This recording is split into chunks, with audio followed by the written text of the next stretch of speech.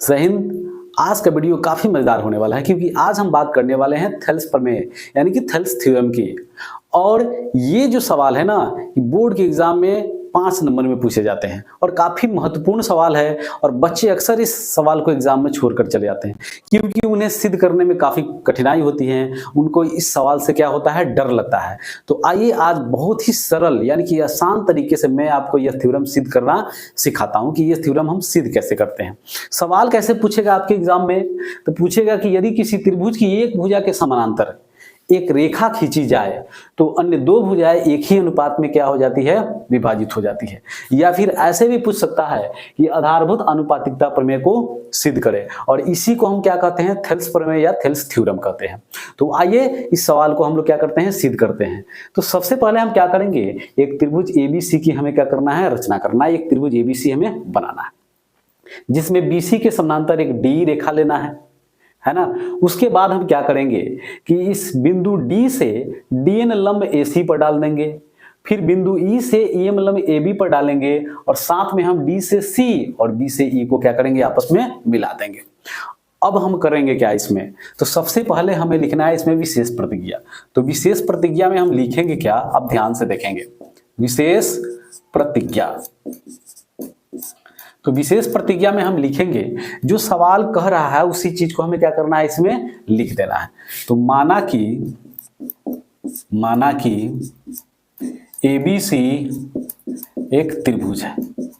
क्या लिखेंगे हम, माना कि एबीसी एक त्रिभुज है जिसमें भुजा बीसी के समांतर एक रेखा खींची गई है जो AB को बिंदु D तथा AC को बिंदु E पर मिलती है।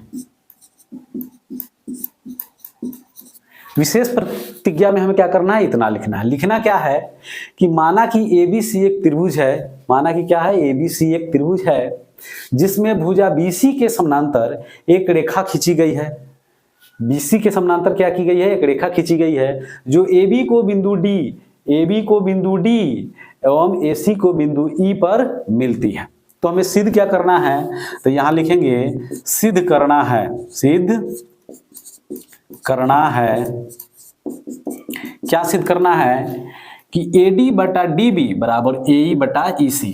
क्योंकि सवाल कह रहा है कि एक भुजा के समानांतर एक रेखा खींची जाए तो अन्य दो भुजाओं को एक ही अनुपात में वो क्या करती है, विभाजित करती है।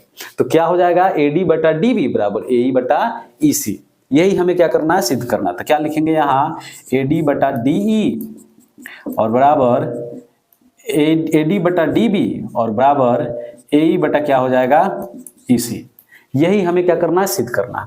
अब हम क्या करेंगे, इसके बाद रचना लिखेंगे क्योंकि रचना भी इस फिगर में किया गया है। तो रचना में हम लिखेंगे क्या कि बिंदु D से DN लंब AC तथा बिंदु E से EM लंब AB पर डाला, और साथ ही D से C तथा B से E को मिलाया। इतना ही रचना में हम लिखेंगे। क्या लिखेंगे कि बिंदु D से DN लंब AC तथा बिंदु E से EM लंब AB पर डाला।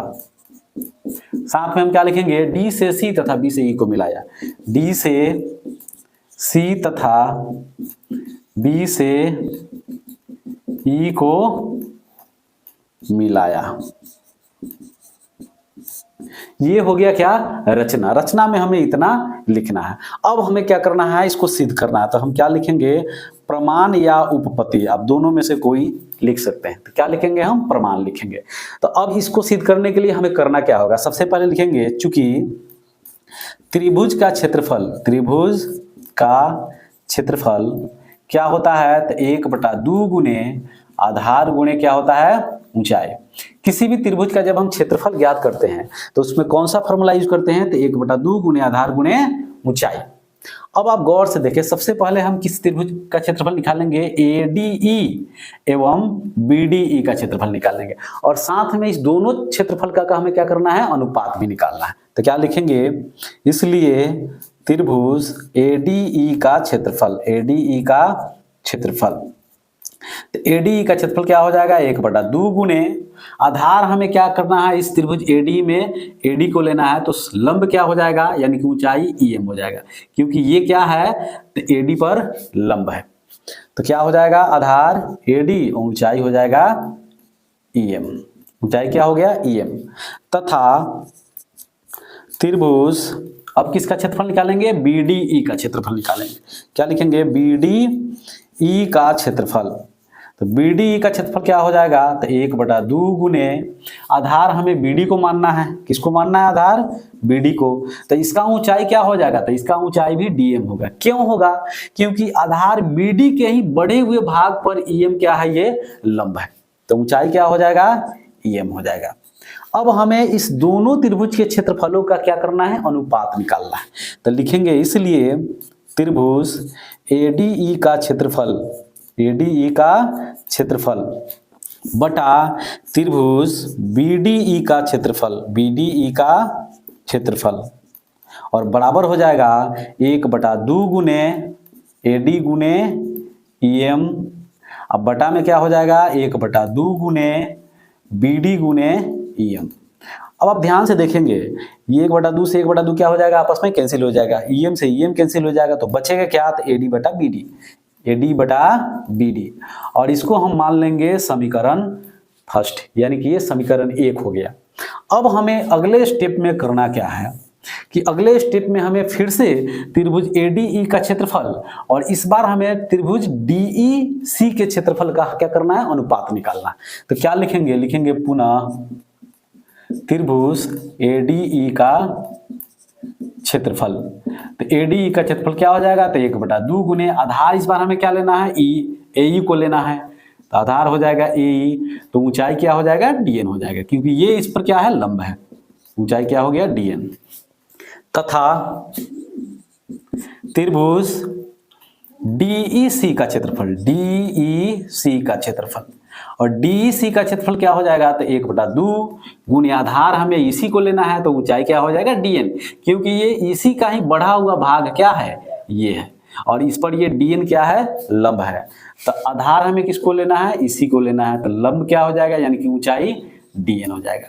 अब हमें इस दोनों त्रिभुज के क्षेत्रफल का क्या करना है, अनुपात निकालना है। तो लिखेंगे, इसलिए त्रिभुज ADE का क्षेत्रफल, ADE का क्षेत्रफल बटा त्रिभुज DEC का क्षेत्रफल, DEC का क्षेत्रफल बराबर 1/2 गुने AE गुने क्या लिखेंगे, DN, बटा में हो जाएगा 1/2 गुने EC गुने क्या हो जाएगा, DN हो जाएगा। अब यहां भी आप गौर से देखेंगे, ये 1/2 से 1/2 कैंसिल होगा और DN से क्या होगा, DN कैंसिल होगा, तो बच क्या जाएगा, तो AE/EC, और इसको हम इक्वेशन सेकेंड मान लेंगे। ये हो गया समीकरण नंबर 2। अब हमें यहाँ क्या करना है, आप ध्यान से देखेंगे, इस फिगर को देखेंगे कि त्रिभुज BDE का क्षेत्रफल और त्रिभुज DEC का क्षेत्रफल, ये दोनों आपस में क्या होगा, बराबर होगा, यानी कि इस त्रिभुज का और इस त्रिभुज का क्षेत्रफल दोनों आपस में क्या हो जाएगा, बराबर। और कारण क्या है, तो आप ध्यान से देखेंगे, क्योंकि ये दोनों त्रिभुज एक ही आधार DE और दो समानांतर भुजाओं BC और DE के बीच स्थित है। तो हम यहाँ क्या लिखेंगे, चूंकि BC पैरेलल क्या है, DE के, यानी कि ये BC DE के क्या है, समानांतर है, इसलिए क्या हो जाएगा, त्रिभुज BDE का क्षेत्रफल, त्रिभुज BDE का क्षेत्रफल ये बराबर हो जाएगा किसके, त्रिभुज DEC के क्षेत्रफल के, DEC का क्षेत्रफल के क्या हो जाएगा, बराबर हो जाएगा। क्यों, तो यहाँ कारण हम लिखेंगे, क्योंकि कारण में क्या लिखेंगे, क्योंकि दोनों त्रिभुज, ये दोनों त्रिभुज एक ही आधार और आधार क्या है इसका, DE। तो एक ही आधार DE के और दो समांतर